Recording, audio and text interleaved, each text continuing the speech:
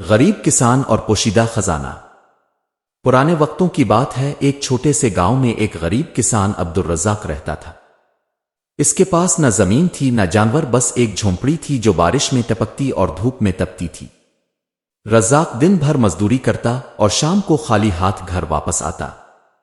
ایک رات جب تھک کر وہ سویا تو اسے ایک عجیب خواب آیا۔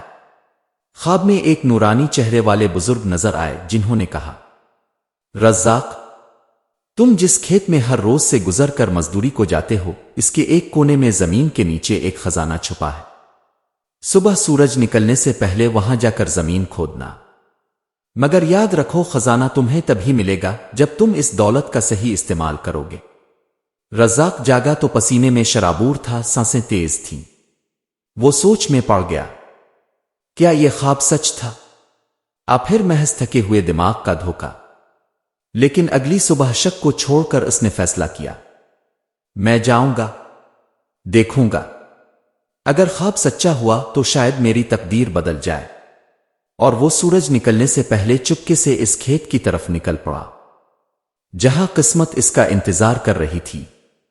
عبدالرزاق سورج نکلنے سے پہلے ہی اس سنسان کھیت میں پہنچ چکا تھا جہاں روز وہ مزدوری کو جاتے ہوئے صرف قدم رکھتا تھا۔ آج اس کے قدموں میں ایک عجیب سی امید تھی اور دل میں ایک انجانی گھبراہٹ۔ کھیت سنسان تھا، فضا میں ہلکی نمی تھی اور پرندے ابھی جاگے نہ تھے۔ اس نے بزرگ کے خواب میں بتائے گئے کونے کی طرف نظر کی، پھر خاموشی سے زمین پر جھک کر اپنے پرانے پیوڑی سے کھدائی شروع کی۔ مٹی سخت تھی، ہاتھ چھلنے لگے، پسینہ بہنے لگا، لیکن وہ رکا نہیں۔ پہلی مٹھی مٹی اٹھاتے ہوئے اس نے دل میں پڑا، بسم اللہ۔ گھنٹہ بھر کھودنے کے بعد اچانک پیوڑا کسی سخت چیز سے ٹکرایا۔ ٹھک! عبدالرزاق کا دل زور سے دھڑکا۔ اس نے ہاتھوں سے مٹی ہٹائی اور ایک پرانی لوہے کی ڈھکی ہوئی صندوقچی ظاہر ہوئی۔ اے اللہ! یہ تو خواب سچ ہو گیا، وہ بے یقینی سے بڑبڑایا۔ مگر جیسے ہی اس نے صندوقچی کو ہاتھ لگایا، اسے اندر سے ایک آواز آئی، رزاق، یہ صرف تمہارا نہیں، جو نیت صاف رکھے گا وہی اس کے حقدار کہلائے گا۔ عبدالرزاق کانپ اٹھا۔ یہ کون بول رہا تھا؟ صندوقچی؟ خواب والا بزرگ؟ اس کی اپنی نیت؟ اب وہ فیصلہ کن موڑ پر کھڑا تھا۔ صندوقچی کو اٹھاتے ہی عبدالرزاق کے ہاتھ کانپنے لگے۔ وہ جلدی سے اسے اپنے پرانے کمبل میں لپیٹ کر جھونپڑی کی طرف روانہ ہوا۔ دل میں طوفان مچا تھا، اگر یہ خزانہ اصلی ہوا تو میری تقدیر بدل سکتی ہے۔ جھونپڑی پہنچتے ہی اس نے دروازہ بند کیا، چراغ جلایا اور صندوقچی کو آہستہ سے کھولا۔ اندر واقعی چمکدار سونے کے سکے، چاندی کی چھوٹی اینٹیں اور کچھ پرانے کاغذات رکھے تھے۔ وہ لمحے بھر کو خاموش بیٹھا رہا، آنکھوں سے آنسو بہنے لگے۔ اے اللہ! اتنی دولت! میری جیسی بھوکی اولاد کے خواب میں بھی نہ تھی یہ چیزیں۔ مگر پھر اس کے ذہن میں خواب کی آواز گونجی، یہ خزانہ تمہارا ہے اگر تم نیت کا امتحان پاس کر سکو۔ ابھی وہ ان سوچوں میں گم تھا کہ دروازے پر دستک ہوئی۔ کون ہے؟ عبدالرزاق نے جلدی سے صندوقچی چھپاتے ہوئے پوچھا۔ باہر سے آواز آئی، رزاق بھائی، بچوں کے لیے تھوڑا آٹا دے دو، 2 دن سے بھوکے ہیں۔ یہ اس کے ہمسائے یاسر کی آواز تھی، ایک اور غریب مزدور جس کے بچے فاقوں سے بلک رہے تھے۔ عبدالرزاق کا دل لرز گیا۔ ایک طرف چمکتا خزانہ تھا، دوسری طرف بھوکے بچے۔ وہ لمحہ ایک چھوٹی سی جھونپڑی میں نہیں بلکہ کائنات کے سب سے بڑے امتحان گاہ میں بدل چکا تھا۔ کیا رزاق اس خزانے کو بانٹے گا؟ خود چھپا کر اپنی قسمت سنوارے گا؟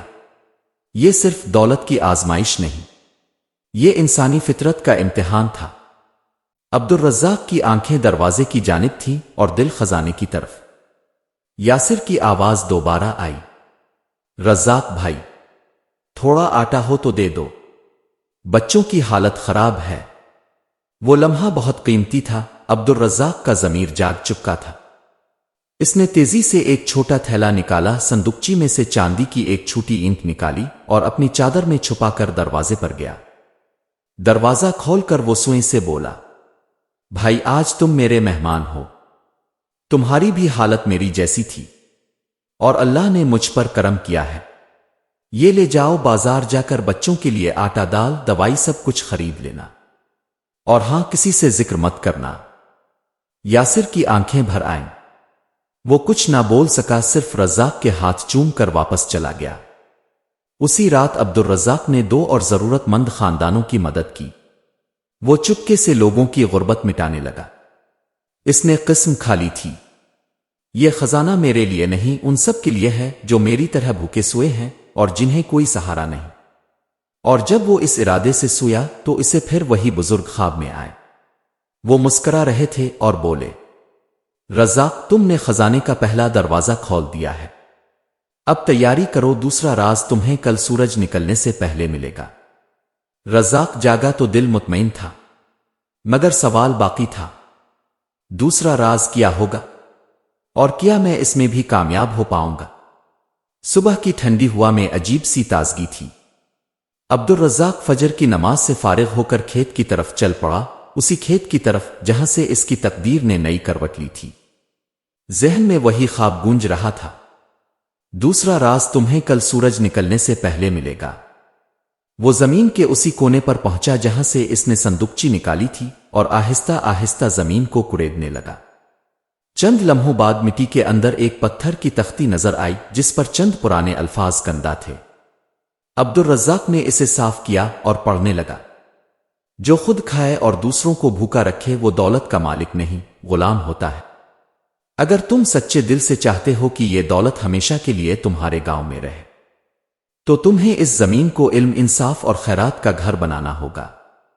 یہاں ایک خیر کدہ تعمیر کرو، جہاں بھوکا کھائے، یتیم پڑے اور مظلوم پناہ پائے۔ تبھی یہ خزانہ ختم نہیں ہوگا بلکہ نسلوں تک جاری رہے گا۔ عبدالرزاق کچھ دیر خاموش بیٹھا رہا۔ اس کے ذہن میں گاؤں کے بچے گھومنے لگے جنہیں اسکول نصیب نہیں، وہ بوڑھی ماں جس کا کوئی سہارا نہیں، وہ بیوہ عورت جو ہر روز دروازہ کھٹکھٹاتی ہے۔ اس لمحے اس نے دل میں فیصلہ کر لیا، میں اس خزانے سے ایک خیر کدہ بناؤں گا، اللہ کا گھر لوگوں کے لیے۔ اسی جذبے کے ساتھ وہ واپس جھونپڑی آیا۔